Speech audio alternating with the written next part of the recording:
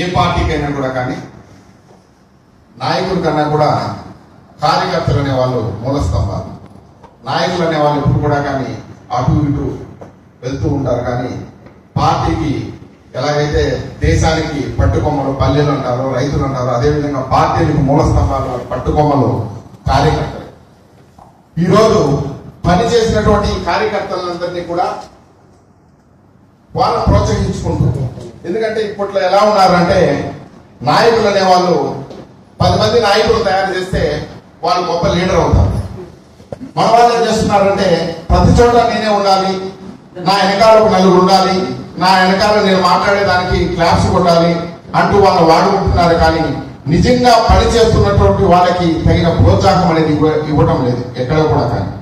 కానీ ఈ రోజు మొట్టమొదటిగా చూడండి, ఇక్కడ ఈ కార్యక్రమం ఇంత ఆర్గనైజ్ చేసిన ముఖ్య ఉద్దేశం ఏమిటంటే ఎవరైతే ఈ సోషల్ మీడియాలో కావచ్చు ఈ యాప్ ద్వారా పార్టీ కోసం పనిచేశారో వాళ్ళను గుర్తించి వాళ్ళకు ఒక సన్మాన కార్యక్రమం ఈ రోజు ఏర్పాటు చేశారు. చూడండి, నిజంగా చాలా గ్రేట్ కార్యక్రమం. ఎందుకంటే వాళ్ళకి మీరు ఇచ్చే ప్రోత్సాహం మరింత తోడ్పాటై మరింత ఉత్సాహాన్ని ఇచ్చి 100 రెట్లు ఉత్సాహంతో వాళ్ళు పనిచేస్తారు. వాళ్ళని చూసి అందులో మేము లేకపోయామే అని చెప్పి ఇక 100 మంది 1000 మంది ముందుకు వచ్చి వారితో పోటీ పడి పనిచేస్తారు. నిజంగా ఇలాంటి మహత్తరమైనటువంటి కార్యక్రమాన్ని నిర్వహించినటువంటి ఎన్ఆర్ఐ టీడీపీ అధ్యక్షులు మా మిత్రుడు నాగేంద్ర గారికి ప్రత్యేక అభినందనలు తెలియజేస్తున్నాము.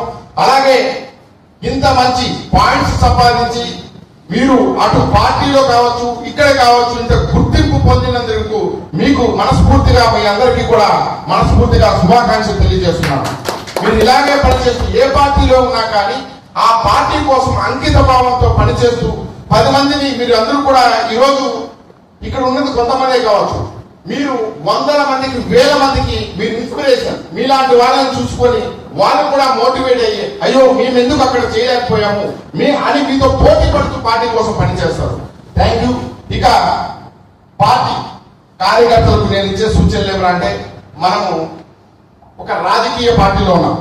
మనం అందరం కూడా ఈరోజు అది ఏ పార్టీ అయినా కావచ్చు కానీ ఆ పార్టీ కోసం పనిచేయడానికి ఇలాంటి ప్లాట్ఫామ్ పైకి వచ్చాం. నేనేం చెప్తానంటే మనం ఈ జర్నీలో మనల్ని ప్రశంసించే వాళ్ళు ఉంటారు, విమర్శించే వాళ్ళు ఉంటారు, అంటే పొగిడే వాళ్ళు ఉంటారు, తిట్టే వాళ్ళు ఉంటారు, రాళ్ళు విసిరే వాళ్ళు ఉంటారు, పువ్వులు వేసే వాళ్ళు ఉంటారు.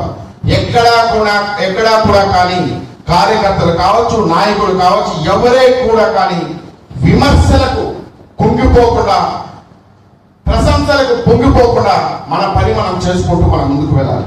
మనల్ని ఎవరు ఏమనకూడదు, అందరూ మనల్ని పొగడాలి, మనల్ని ఎవరి దగ్గర మనం తిట్లు తినకూడదు అనుకుంటే మనం ఇంట్లో కూర్చోవచ్చు.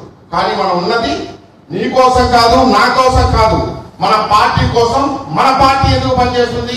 ప్రజా సంక్షేమం కోసం. కానీ ఎప్పుడైతే మన ఆలోచన ధోరణి మారుతుందో అక్కడ జరిగింది రేపు నీ ఇంటి వరకు కావచ్చు, నీ ఇంట్లో జరగచ్చు. వాటిని మనం అడ్డుకోవాలంటే ఈ రోజు మనం పోయి కత్తులు కటాలు బాంబులు ఎత్తుకొని పోయి యుద్ధాలు చేయాల్సిన పని లేదు. మన ఓటు అనే హక్కును కనుక మనం సద్వినియోగం చేసుకుంటే, సరైన నాయకుడిని ఎన్నుకునే దానికి ఉపయోగించుకుంటే మనం సమాజాన్ని మార్చిన వాళ్ళే అవుతాం. ఇక్కడ నా ఒక్కడి వల్ల ఏమవుతుంది అనుకుంటారు చాలా మంది. అబ్బా నేను ఒక పోస్ట్ పెట్టేస్తాను సోషల్ మీడియాలో, నా ఒక్కడి వల్ల ఏమవుతుంది? ఎస్, నీ ఒక్కడి వల్లే అవుతుంది. అలాగే నీలాగే 100 మంది 1000 మంది 1,00,000 మంది ఆలోచిస్తే నా ఒక్కడి వల్ల నేను మార్చగలుగుతాను. నీ పోస్ట్ అనేది 1000 మందికి 1,00,000 మందికి చేరాల్సిన పనిలా. నీ పక్కన నీ మిత్రుడు ఉంటాడు, ఒక వైసీపీలోనే ఉంటాడు. ఆ మిత్రుడికి పదే నీ పోస్ట్ పోతుంది అనుకో, చదువుతుంటాడు ఈ రోజు అవునా ఇలాంటి జరుగుతుందా. కాబట్టి ఒక్కటి ఆలోచించండి, నా ఒక్కడి వల్ల అవుతుంది, నేను ఈ రాష్ట్రాన్ని మార్చగలను, నేను మోటివేట్ చేయగలను అనేది మీరందరూ కూడా ఆలోచించుకొని ముందుకు వెళ్ళాలి. ఇక ఇది కార్యకర్తల సమావేశం, రాజకీయ వేదిక కాదు. కాబట్టి ఓన్లీ కార్యకర్తలు ప్రోత్సహించే మాటలే నేను చెప్పానండి.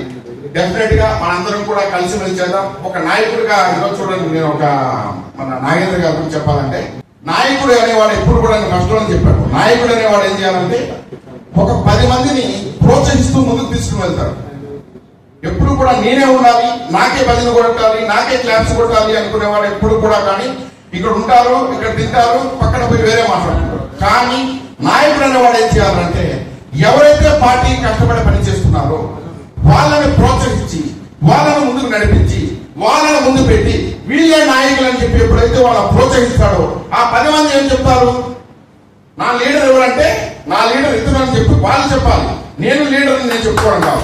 అది ఆయన చెప్తున్నటువంటి ఇలాంటి వాటిని కూడా మీరందరూ కూడా ఆదర్శంగా తీసుకొని ముందుకు వెళ్ళాలి. ఈ రోజు ఏ పార్టీకైనా కానీ మనం పని చేస్తున్నామంటే అంకిత భావంతో నాయకుడు ఎలాంటి నిర్ణయాలు తీసుకున్నా కానీ మనం వాటికి కట్టుబడి మనం ముందుకు వెళ్ళాలి. అలాంటిదే ఈ రోజు జనసేన పార్టీ టీడీపీ కలిసి ముందుకు పోవడం. ఓకే, ఒకసారి కలిశారు, సపోర్ట్ చేశారు. మళ్ళీ వాళ్ళు ఎందుకంటే ఎక్కడా కూడా కానీ ఒక చంద్రబాబు నాయుడు గారు కావచ్చు, ఇటు పవన్ కళ్యాణ్ గారు కావచ్చు, వ్యక్తిగత స్వార్థాల కోసం వాళ్ళు ఎక్కడా కూడా పోటీ పడడం, ప్రజా సంక్షేమం కోసమే వాళ్ళు కలిశారు, విభేదించారు, మళ్ళీ కలిశారు. ఈ రోజు కలిసి ఈ కలయిక అనేది సువర్ణాక్షరాలతో రాష్ట్రంలో సువర్ణాక్షరాలతో నిలిచిపోయే విధంగా మనం అందరం కూడా పనిచేయాలి. చాలా మంది ఒకసారి ఆలోచించండి, అటు పవన్ కళ్యాణ్ గారు కావచ్చు, ఇటు చంద్రబాబు నాయుడు గారు కావచ్చు, జనసేన పార్టీ టీడీపీ పార్టీ కలిసి రోజు పోటీ చేస్తుందంటే చాలా మంది ఓకే అక్కడ మా పవన్ కళ్యాణ్ గారు ఉన్నారు బా, అక్కడ పోయి పనిచేస్తాము, అక్కడ జనసేన అభ్యర్థున్నాడు అక్కడ పోయి పనిచేస్తాము, ఆ నియోజకవర్గంలో జనసేన లేదు కదా టీడీపీ కదా. ఈ కలయిక యొక్క అర్థం ఏం తెలుసా? నువ్వు కనుక నీ నియోజకవర్గంలో టీడీపీ అభ్యర్థి నిలబడినప్పుడు నువ్వు కనుక టీడీపీ అభ్యర్థులను నువ్వు గెలిపించలేకపోతే నువ్వు పవన్ కళ్యాణ్ గారికి జనసేన పార్టీకి ద్రోహం చేసిన వాడివే. అదేవిధంగా టీడీపీ అభ్యర్థి ఎవరైతే జనసేన పార్టీ అభ్యర్థి ఎమ్మెల్యే అభ్యర్థిగా అక్కడ నిలబడ్డాడో ఆ అభ్యర్థికి కనుక టీడీపీ అభ్యర్థి పోయి ఓటేయకపోతే మీరు చంద్రబాబు నాయుడు గారిని టీడీపీని ఓడించిన వారే అవుతారు. ఎందుకంటే ఎక్కడైనా కానీ వీళ్ళు ఇద్దరు కూడా ఒక సమన్యాయంతో ముందుకు వెళుతున్నారు. టీడీపీ అభ్యర్థి ఎక్కడ నిలబడితే టీడీపీ అభ్యర్థి కలవాలి, వీళ్ళు జనసేన పార్టీ అభ్యర్థి కలవాలి. వీళ్ళందరూ కూడా గెలిచి భారీ సంఖ్యలో అసెంబ్లీకి అడుగు పెట్టినప్పుడే మనం ఏదైతే లక్ష్యం అనుకున్నామో సీఎం అభ్యర్థులు మనం ఎన్నుకోగలుగుతాం. అలా లేనప్పుడు ఓన్లీ టీడీపీలో గెలిస్తే సీఎం కాలేడు, ఓన్లీ జనసేనను కలిస్తే సీఎం కాలేదు. కాబట్టి ప్రతి ఒక్కరు కూడా ఆలోచన ధోరణి మార్చుకొని మన పార్టీ టీడీపీ, మన పార్టీ జనసేన అనే అంకిత భావంతో మనందరం కూడా ముందుకు పోవాలని చెప్పి మీ అందరికీ కూడా తెలియజేసుకుంటూ చాలా సమయం తీసుకున్నాను. మరొకసారి మీకు అభినందనలు తెలుపుకుంటూ మిమ్మల్ని మోటివేట్ గా తీసుకు అంటే మీరిద్దరూ ఈ రోజు కొంచెం హై ఇదిలో ఉండొచ్చు, కానీ మీలాగే పనిచేసిన వాళ్ళు చాలా మంది ఉంటారు. వాళ్ళకు కూడా ఒకసారి నేను ప్రత్యేక అభినందనలు తెలుపుకుంటున్నాను. ఎందుకంటే ఇలాంటి కార్యక్రమాల ద్వారా 100 మందిని మోటివేట్ చేసే కార్యక్రమం, వేల సంఖ్యలో ముందుకు వచ్చే కార్యక్రమం. కాబట్టి మరొకసారి మీ అందరికీ కూడా అభినందనలు తెలుపుకుంటూ థ్యాంక్ యూ వెరీ మచ్ అండి.